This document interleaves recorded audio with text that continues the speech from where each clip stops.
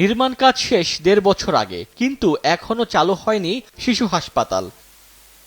ঢাকা চট্টগ্রাম মহাসড়ক সংলগ্ন কুমিল্লার বেলতলী এলাকায় ১০০ শয্যার শিশু হাসপাতাল নির্মাণ কাজ শুরু হয় ২০২০-২১ অর্থ বছরে। প্রায় ৩৬ কোটি টাকা ব্যয়ে নির্ধারিত সময়ে কাজ শেষ করে ঠিকাদারি প্রতিষ্ঠান। তবে স্বাস্থ্য বিভাগ এখনো ভবনটি বুঝে নেয়নি।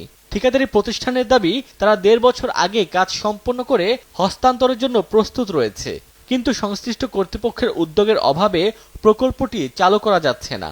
স্ট্রাকচার ১.৫ বছর আগে কমপ্লিট হয়েছে। সরকার চাইলে আরো আগেই নিতে পারতে, এখনো চাইলে নিতে পারে। দ্রুত পরিচালক নিয়োগ দিয়ে কার্যক্রম এগিয়ে নেওয়ার আহ্বান স্বাস্থ্য বিশেষজ্ঞদের।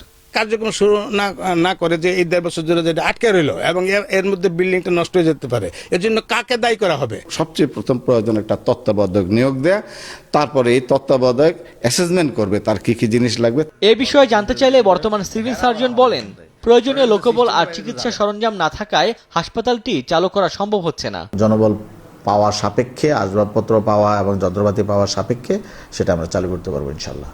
সমস্যা সমাধানে উদ্যোগ নেওয়া হবে বলে জানিয়েছেন জেলা পরিষদের প্রশাসক। যত দ্রুত সম্ভব এটা চালু করা যায় সেটার ব্যবস্থা করার জন্য আমরা সবার সাথে, স্বাস্থ্যমন্ত্রী সহ আমাদের যারা আছেন সবার সাথে এই বিষয় নিয়ে আমরা কথা বলব। স্থানীয়দের অভিযোগ, দীর্ঘদিনের প্রত্যাশার এই হাসপাতাল চালু না হওয়ায় ফেনী ও চাঁদপুর জেলার শিশুরা বিশেষ চিকিৎসা সেবা থেকে বঞ্চিত হচ্ছে।